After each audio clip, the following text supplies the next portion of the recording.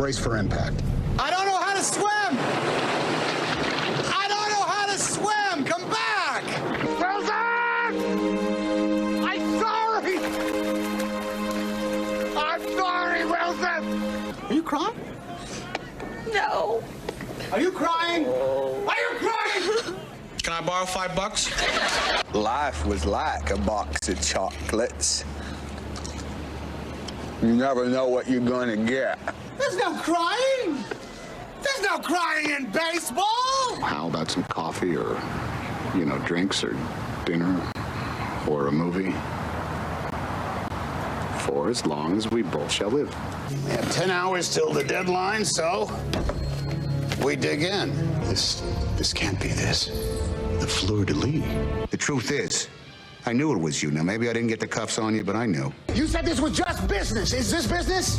Is this how you do business? That man gets up on that stage tonight. You are a toy! Sorry I had a fight in the middle of your Black Panther party. Don't you dare let that little rat dog piss on my walkway again. We always go in with our ideals and we change the world. And then we leave. What am I going to say? That it was my job. The social death which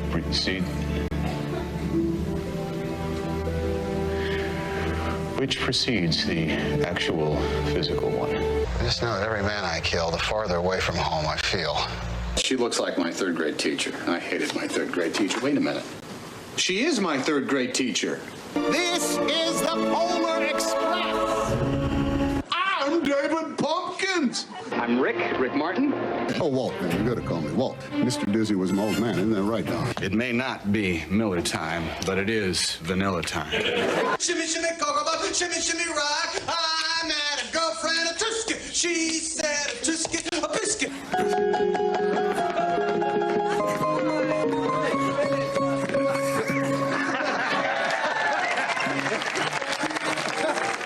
All right, kudos on the Love Boat, Ari. There's not a lot of folks are going to dig up that clip, but I did the Love Boat in June of 1980. The whole team put it together. Are you ready for the question? Yeah, okay. Yeah, what's the question? Are you skilled at bringing these iconic roles to life, or are you really good at picking iconic roles? Either one of those would be a type of qualitative thinking that I think is the antithesis of following one's instincts. I am only interested in what all those guys are going through. There's plenty of opportunity. Look, a lot of people want me to be in their movies, you know, which you know, I'd like to be able to. Seems that way. Do enough of it. But I think I figured out a long time ago that the hardest thing to say in the business, if you actually are like weighing what are you going to do, is saying no to something. That's the hard. It's easy to say. It's easy to say yes. And you might have the inclination to say yes a lot because, you know, you're bored, you're going to get to go somewhere, you're going to work with people that you want to. They're going to pay a nice chunk of change. But if there is this other aspect of it, of I don't have an instinctive drive to this, I'm not afraid of what this material is, I don't have any questions about where we're going to go, it's all pretty much right there. It's hard to say no. And I think if I'm going to lay claim to any kind of like clairvoyance on it, it's just that a no has to be no, and that could be confounding sometimes. There's no single through line there. I'd hope not. But there is a returning decency in these characters, whether that's how they are on the page or what you bring out of them, that clearly, go ahead. I would say that what is reflected in it is a lack of cynicism. I think the default place of an awful lot of commerce and no small amount of art and kind of like enterprise and the cultural exchange is based on cynicism. Oh, come on. Oh, there must be something else to it. You can't really mean that. That's just an image. Oh, do you actually? Come on, that's goody two shoes. He was just going to die for his country. Who buys that? Oh, you don't really actually think you're going to make it across the country without breaking it. Where did you break it? Where were you scared? And that's not me, and it never has been me. I don't wake up with a, I got to get to the bottom of this. I don't wake up that way. And I think those characters they are not optimists. I won't put them that way. They're not easy pushovers, but they are not cynics. They do not appreciate, they don't say, that's not going to work out. Because my life has always been, well, let's see what happens. You know, I moved around a lot as a kid. I did not think, oh no, I'm leaving my home. Just the opposite. I said, great, let's try something else. That's the way I felt. And I don't think I've ever volunteered to be part of an enterprise without thinking, I don't know how this is going to go out, but I know how I want to approach this. I want to go to what could be called your socially conscious, historical, or some people would call them political roles, although there's this thing where if it's a big enough blockbuster, it's no longer a political movie, right? Yeah, Which is funny. Yeah. But you put your shoulder into it, and things have evolved. But at the time, many of these were considered bold choices or not always obvious career choices, although in hindsight, they might look different. So given that you are on the news, let's look at some of those types of political-themed movies. Okay. Politicians and the press, they trusted each other so they could go to the same dinner party and drink cocktails and tell jokes while there was a war raging in Vietnam. I don't know what we're talking about. John Coffey, you have been condemned to die in the electric chair by a jury of your peers, sentence imposed by a judge in good standing in this state. Wouldn't you be more comfortable in a research room? No. Would it make you more comfortable? Let's spend $1 million on HR 118 and rebuild the school. Charlie, nobody gives a about a school in Pakistan. Afghanistan. Now, I think those are about process, like what, particularly in the Green Mile, the specifics of that. What goes into executing a prison? What's the routine? What's the process there? What are all the protocols? What are the things that absolutely have to happen? The reality of, you know, being in public and AIDS during that period of time, many people were very uncomfortable being in the room with somebody who had AIDS. Just take a look at Larry Kramer on the Phil Donahue show, in which, you know, there were cameramen that would not show up to work that day because they didn't want to be in the same room with a homosexual that had AIDS. That's the nature of what the fear was. Those are not, I don't view them really as being, they weren't political choices behind them, other than truthful exposés of how people are getting on at that one individual moment. Can I push you on that? Sure. I understand what you're saying because it's channeling something real.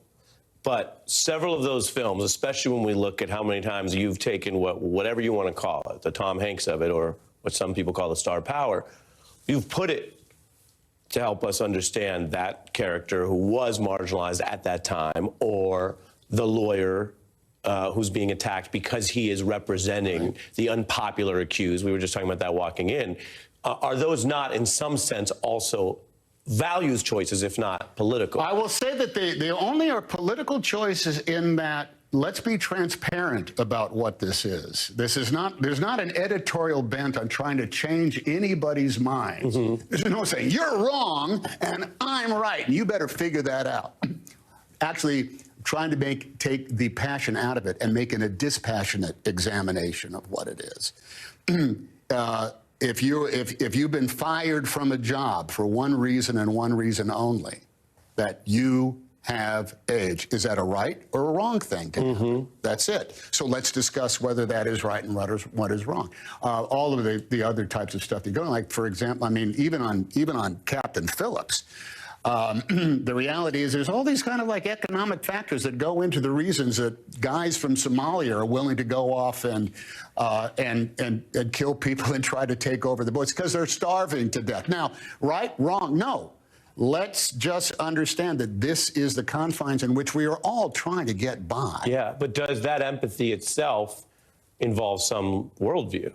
Yes, it does, which is essentially kind of like what, you know, what Spike Lee did with him. Hey, always do the right thing. What's the right thing? We have to get down to sooner or later, all of this thing comes down to essentially an individual experience. that what does that what are the rights and expectations that individual have for the right thing to happen to them, and the expectations of him to do the right thing as well. Aren't we all trying here to somehow create a more perfect union? What made you want to go from bringing fiction to life on screen to writing it yourself? Well, I don't think there's anything more fascinating than talking to somebody, asking them this question: how'd you get here? What did you do? What brought you to do this for a living? And do you still have the same passion for it now as you did when you began the journey? That is an awful lot of the conversation that goes on in the course of the long downtime of making a film, and it is the best. I think it's the best, most rewarding part of being a human being on a film set. You talk to an awful lot of people. You hear their stories. And it becomes something other than co-workers. They become some kind of friends, or in some cases, role models. And I had never read a fictionalized version of the making of a movie that matched my own experience.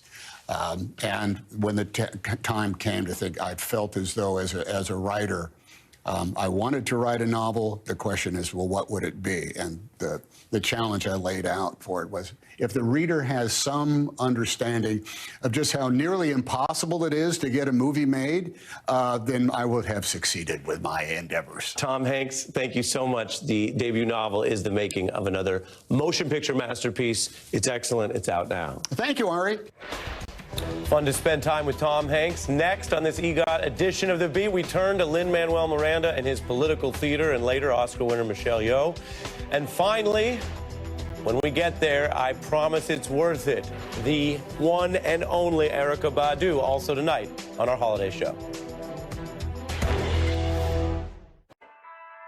Hey, Carly. Quick question. If you had to choose, would you wax your own eyebrows or figure out payroll compliance? Easy. Payroll compliance. Huh? Compliance can get sticky. Oh no, compliance is easy with Gusto. Gusto automatically prepares and files my federal, state, and local payroll taxes for me. Pretty slick. I know, right? Ready, Rick? Born ready. Choose compliance without the... Oh! That's working with Gusto.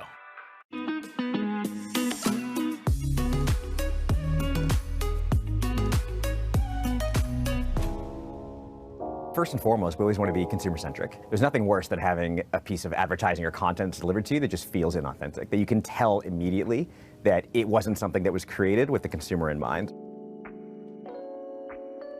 Whether that's listening through social media, whether it's staying on top of all the pop culture trends and everything that's going on, we really want to react in real time, because there's no better time to connect with somebody than something they're already thinking about at that moment. And I think that's key to staying relevant with a consumer base where the amount of content being pushed out every single day is astonishing. I love live events because there's something about being physically present and the energy that comes from being with so many different people all experiencing the same thing at the same time. Experiential for us is a massive opportunity that we tap into from a creative standpoint all the time. Get the latest updates on future MSNBC live events, thought-provoking conversations, and insider perspectives while building your MSNBC community. Scan the QR code on your screen to sign up today. Go beyond the headlines with the MSNBC app. Read, listen, and watch live breaking news and analysis anytime, anywhere. Go beyond the